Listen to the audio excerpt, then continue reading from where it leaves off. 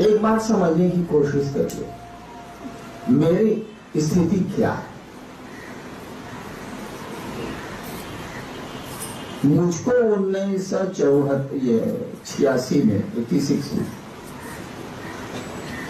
जो आवाज ने कहा था उसी पर काम चल रहा है, बहुत लोग जानते हैं। आवाज ने क्या कहा था? तुम जो करते हो दूसरों को करने को नहीं करते। यही कहा था। निगेटिव क्वेश्चन था, नकारात्मक प्रश्न था। कुछ लोग होते हैं कि उनको आप सही बात भी बोलिएगा तो आप उलझ जाए। तो हम करते हैं तारा का दे तोरा का, हम जो बुझा तो करते हैं। ऐसी मानसिकता के लोग हैं और मेरी भी मानसिकता वही। अब तो कम हो गई। तो मैंने उत्तर दिया था, मैं जो करता हूं वही कहता हूं, क्योंकि नौकरी में किसी का मैं पान नहीं खाता था। और उस आवाज पर तो मैंने थोड़े ही समझा कि महादेव बोल रहे हैं। महादेव बोलेंगे तब तो इंच के नहीं बोलेंगे। हम तो आकाशवाणी हुई, मैंने सुना, तब क्यों सी की आकाशवाणी आगे होने वाली हमको क्या पता। तब आवाज ने कहा असत्य बोलते हो। हमने कहा हम जो करते हैं तो कहते हैं। तो आवाज ने कहा असत्य बोलते हो। मैं असत्य और झूठ का अंतर उस समय तक नहीं जानता था। तो हमने समझा कि बोल रहा है तो झूठ बोलते हो। असत्य का मन झूठ नहीं होता।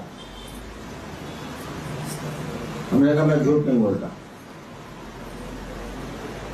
तब आवाज ने पूछा करते क्या हो। अब बच्चा से पूछा जा रहा है कि जोड़ो तो, तुम 2 2 5 बोल रहे हो, जोड़ो तो जरा उंगली पर। तब आवाज ने कहा तुम क्या करते हो।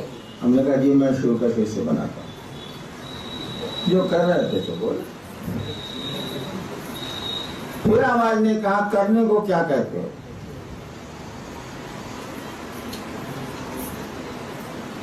अब मैं चुप हो गया, क्योंकि करने को तो मैं साधना बतलाता था, सिद्धासन बतलाता था, कुंडली साधना बतलाता था, नमः शिवाय जो हमको मिला था उसका जप बतलाता।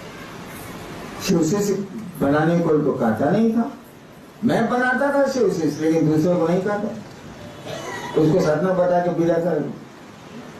तब भी कुछ लोग आते थे ये सुन के कि वो मजिस्ट्रेट आया है, बड़ा चमत्कार करता है। तो लोग आते रहे, उनको मैं शिवशिष्य बनाता रहा, लेकिन मैंने किसी को नहीं कहा। तो जब आवाज ने कहा कि करने को क्या कहते हो, तो मैं चुप। हमारी गलती हमने खुद ही पकड़ ली, तो मैं क्यों बोलूं। फिर आवाज ने कहा तुम जो करते हो दूसरों को करने को कहो। अब तो मेरे पास कोई उत्तर नहीं था, लेकिन कबड्डी में हार गए। अभी हल्दी गुड्डी कहाँ बोले। मैंने तुरंत कहा महादेव को प्रचार की जरूरत है।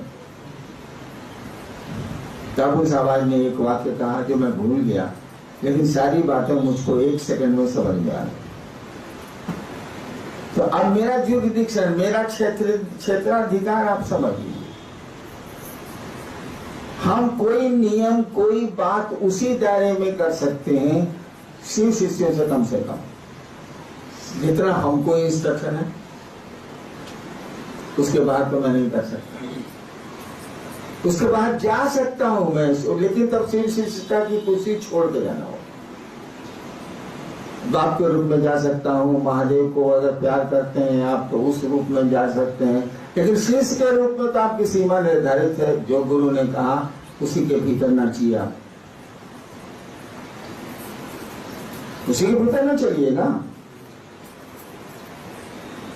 तो हमने ये नियम बना दिए जो अन्नो बाबू ने आपको सुना दिया। इसके बाहर भी मैं जाता हूं, खुद जाता हूं। जाना मुझको नहीं चाहिए, फिर भी जाता हूं। तो मेरे साथ आचार्य हम करें क्या। आप शिव की भक्ति कर रहे हैं, मैं इसका आदर करता हूं,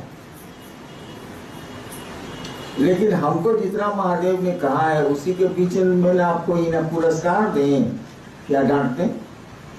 हम तो उसी के बीच में चल सकते हैं। कोई शिव का बहुत सुंदर भजन गाता है, हम लोग सुनते भी हैं।